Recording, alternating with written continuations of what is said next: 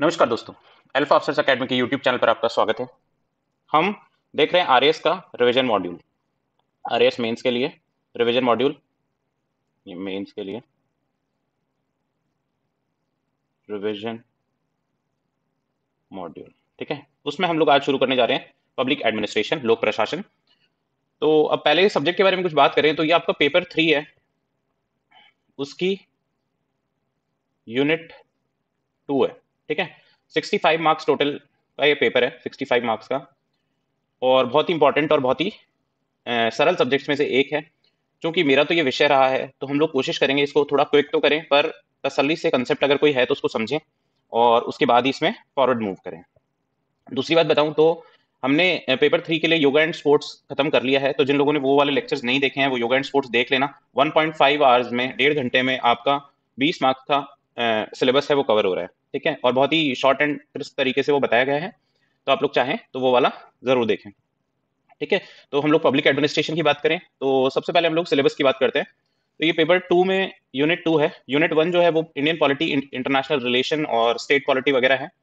तो इसमें क्या है, जो सिलेबस दिया हुआ है एक बार हम लोग इसको रीड आउट करते हैं कि concepts, issues and dynamics of public administration and management. अच्छा, इसमें मैनेजमेंट भी जोड़ा हुआ है, परंतु पब्लिक एडमिनिस्ट्रेशन में जो मैनेजमेंट का पार्ट है उतना सही इसमें जोड़ा हुआ है।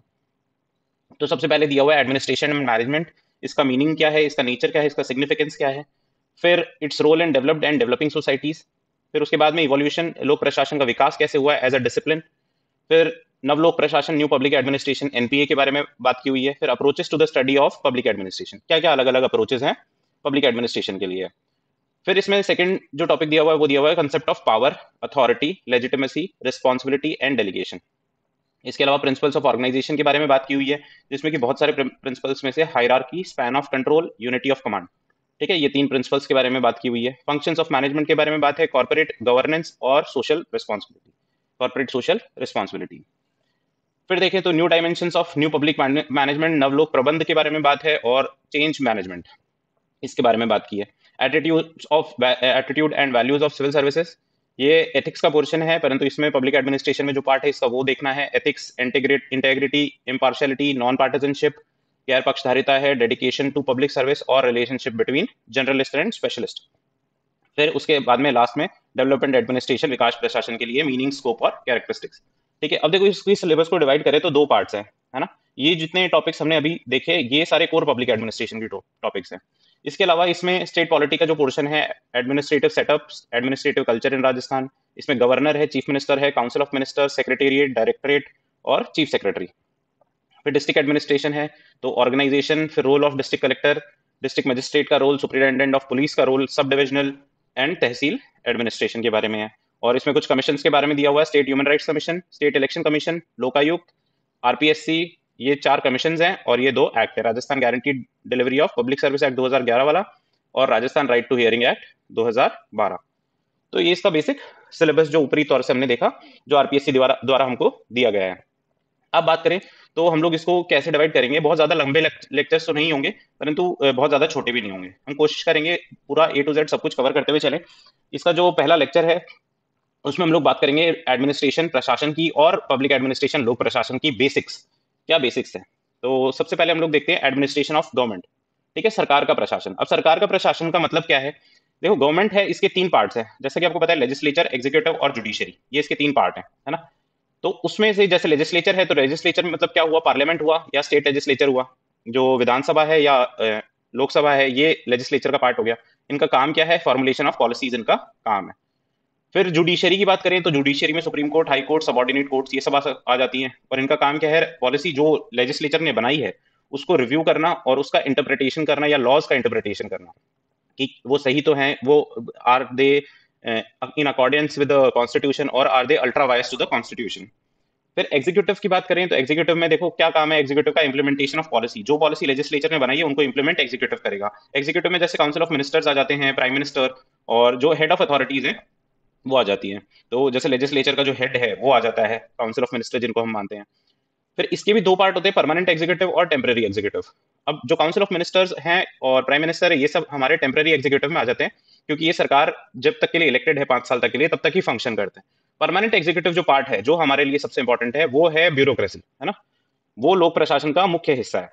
और ये जो पॉलिसीज हैं उनको इम्प्लीमेंट करने में सबसे अहम भूमिका यही लोग निभाते हैं। तो परमानेंट एग्जीक्यूटिव में ब्यूरोक्रेट्स आ जाते हैं, सिविल सर्वेंट्स आ जाते हैं, और वो अपने अपने डिपार्टमेंट के हेड होते हुए और उसमें काम करते हुए क्या क्या रोल प्ले करते हैं हम लोग वो सब के बारे में देखें। सबसे पहले हम लोग देखें एडमिनिस्ट्रेशन। एडमिनिस्ट्रेशन प्रशासन के बारे में देखें तो प्रशासन क्या है, ये देखो एड प्लस मिनिस्टर एक शब्द है उससे मिलकर के बना है। इसका मिनिस्टर का मतलब क्या होता है, टू मैनेज, टू अरेंज और टू लुक आफ्टर। ये लैटिन भाषा का शब्द है, not very important for us, पर हाँ एड प्लस मिनिस्टर नाम के शब्द से ये मिलकर के बना है, तो उसको एडमिनिस्ट्रेशन हमने नाम किया। फिर डेफिनेशन की बात करें तो कलेक्टिव एफर्ट्स, इसका डेफिनेशन में क्या है, कलेक्टिव एफर्ट्स है made by various people towards a certain goal और ऑब्जेक्टिव। प्रशासन की डेफिनेशन में देखो कलेक्टिव एफर्ट है, सबके मिले जुले एफर्ट्स हैं, बाय वेरियस पीपल बहुत सारे लोगों द्वारा, और सर्टेन गोल और ऑब्जेक्टिव के लिए।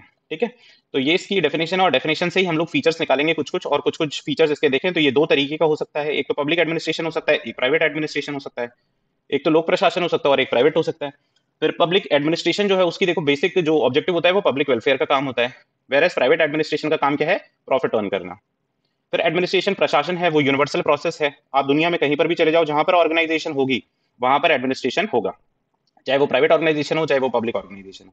ठीक है, तो फिर फीचर्स में तीसरा फीचर है इसका कि ये फंक्शन करते हैं किसी सर्टेन ऑब्जेक्टिव के। तो ये सर्टेन ऑब्जेक्टिव कुछ भी हो सकता है, परंतु ये जो टीम होती है ये पूरा कलेक्टिव एफर्ट लगाती है कोई सर्टेन ऑब्जेक्टिव के लिए। फिर रिक्वायर्स कलेक्टिव एफर्ट्स, ये देखो डेफिनेशन से ही हमने ले लिया, कलेक्टिव एफर्ट्स को हम लोग टीम वर्क भी बोल सकते हैं, और ये ब्रॉडर अप्रोच है पब्लिक एडमिनिस्ट्रेशन से। पब्लिक एडमिनिस्ट्रेशन जैसे हम लोग आगे देखेंगे तो ये देखो पब्लिक एडमिनिस्ट्रेशन एडमिनिस्ट्रेशन का ही एक हिस्सा है। जैसे हमने बात की दो टाइप से इसके, पब्लिक और प्राइवेट, तो एडमिनिस्ट्रेशन जो है वो ब्रॉडर व्यापक अवधारणा है पब्लिक एडमिनिस्ट्रेशन के मुकाबले। फिर हम लोग बात करते हैं, देखो दो व्यूज हैं एडमिनिस्ट्रेशन के ऊपर, दो दृष्टिकोण हैं, क्या क्या है, एक तो मैनेजेरियल व्यू है और एक इंटीग्रल व्यू है। मैनेजेरियल व्यू क्या कहता है, देखो इसके सपोर्टर्स हैं, ये हर्बर्ट साइमन और स्मिथबर्ग इसके सपोर्टर हैं, और इंटीग्रल व्यू के सपोर्टर जो है वो विलोबी और एलडी वाइट है।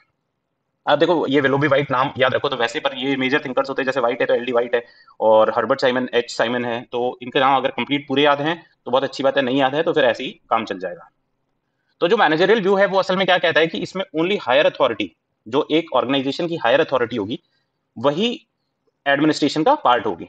ठीक है, इसको देखो नैरो व्यू, संकुचित दृष्टिकोण भी कहा गया है।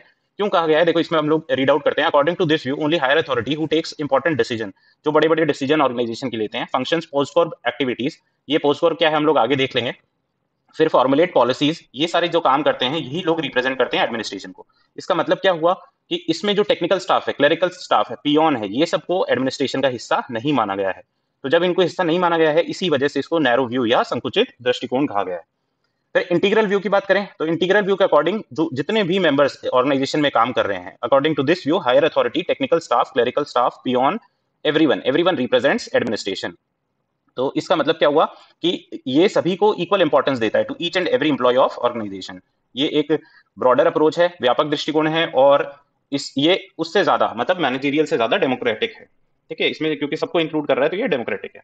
ठीक है, तो ये views of administration, views on administration थे, इनके सपोर्टर्स के नाम भी ध्यान रखना। मैनेजरियल व्यू है उसके सपोर्टर साइमन और स्मिथबर्ग हैं, और इंटीग्रल व्यू है उसके सपोर्टर्स कौन है, विलोबी और एलडी वाइट। अब पब्लिक एडमिनिस्ट्रेशन की देखो बात करें तो पब्लिक एडमिनिस्ट्रेशन है क्या। जब हम लोक प्रशासन की बात करते हैं तो ये लोक प्रशासन लोगों का प्रशासन नहीं है, ये सरकार का प्रशासन है। सरकार काम कैसे करती है, ये लोक प्रशासन है। अब इसको लोक प्रशासन को देखें तो इसके दो मीनिंग है, ये एक तो एज अ सब्जेक्ट है, एक एज अ सिस्टम है। ठीक है, एज अ सब्जेक्ट तो इसकी बात करें तो अपन ये हमको मदद करता है to understand the basic principles है ना, एडमिनिस्ट्रेटिव प्रिंसिपल्स को अंडरस्टैंड करने में हमारी मदद करता है, और डेवलप करता है ये क्या, ethical values in citizen and इसके जो स्कॉलर्स हैं उसमें। एज ए सिस्टम जिसकी हमको बात करनी है, एज ए सब्जेक्ट तो हम इसको पढ़ रहे हैं, एज ए सब्जेक्ट जो इसमें मास्टर्स करते हैं, जो इसमें पीएचडी कर रहे हैं वो इसको पढ़ रहे हैं, परंतु एज ए सिस्टम जिससे हम पार्ट होने वाले हैं तो वो उसका मुख्य काम क्या है, उसका मुख्य काम है इम्प्लीमेंटेशन ऑफ पॉलिसीज। ठीक है, तो public administration as a subject होता है जो which develops basic understanding about administrative principles, and public administration as a system क्या होता है, इम्प्लीमेंटेशन ऑफ पब्लिक पॉलिसीज का ये काम करता है। फिर बात करें तो पब्लिक एडमिनिस्ट्रेशन की डेफिनेशन देखें तो it is a part of administration, हमने पहले भी देखा एडमिनिस्ट्रेशन का भाग है ये, विच एग्जीक्यूट्स पब्लिक पॉलिसीज को एग्जीक्यूट करने का काम करता है under a certain political order. Executive में हमने दो एग्जीक्यूटिव की जो बात की, परमानेंट और टेम्प के तीनों अंगों से, all three components of government से ये जुड़ा हुआ है। कैसे जुड़ा हुआ है, जैसे हम लोग बात करें लेजिस्लेचर की तो लेजिस्लेचर से ये कैसे जुड़ा हुआ है, जैसे लोकसभा है तो उस। ठीक है, तो ये हमने देखा पब्लिक एडमिनिस्ट्रेशन की डेफिनेशन। फिर हम देखते हैं how public administration is associated with all the three components of government. तीन कंपोनेंट कौन कौन से हैं? लेजिस्लेचर, एग्जीक्यूटिव और जुडिशरी। अब लेजिस्लेचर से क्या वो है, कैसे एसोसिएटेड है कि अरेंजमेंट ऑफ सेशन जो होंगे हाउस के, जैसे लोकसभा में सेशन होगा या विधानसभा में सेशन होगा, तो उसका अरेंजमेंट जितना भी होता है, ये सेक्रेटेरिएट वहां का होता है, लोकसभा सेक्रेटेरिएट या विधानसभा सेक्रेटेरिएट होता है, वो देखता है। तो उसमें आईएएस ऑफिसर्स होते हैं, तो वो पब्लिक एडमिनिस्ट्रेशन का पार्ट है।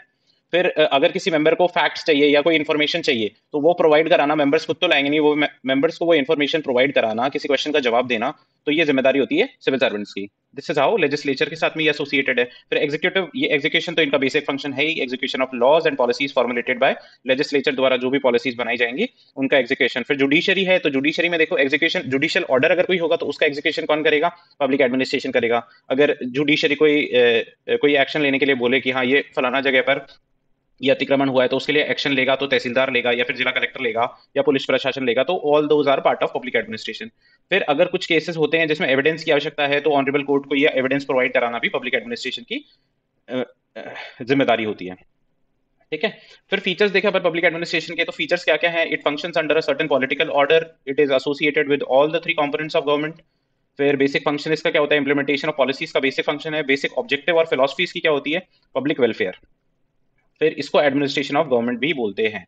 ठीक है ना, सरकार का प्रशासन भी इसको बोलते हैं, पब्लिक एडमिनिस्ट्रेशन को। ठीक है, तो ये हमने पब्लिक एडमिनिस्ट्रेशन बेसिक देखा। फिर डिफरेंस देखे अपन एडमिनिस्ट्रेशन और पब्लिक एडमिनिस्ट्रेशन में। तो हमने पहले भी बात की कि एडमिनिस्ट्रेशन जो है वो ब्रॉडर अप्रोच है, और ये पब्लिक एडमिनिस्ट्रेशन उससे नैरो है क्योंकि इसका पार्ट है। एडमिनिस्ट्रेशन दो तरीके का होता है, पब्लिक और प्राइवेट, और पब्लिक एडमिनिस्ट्रेशन जो है वो पार्ट है एडमिनिस्ट्रेशन का ही। फिर administration is a process, whereas public administration क्या है? ये डुअल मीनिंग थे इसके, सब्जेक्ट एज अ सब्जेक्ट या फिर एज अ सिस्टम। फिर एडमिनिस्ट्रेशन की डेफिनेशन देखें तो ये it is collective efforts by various people to attain goals और ऑब्जेक्टिव्स।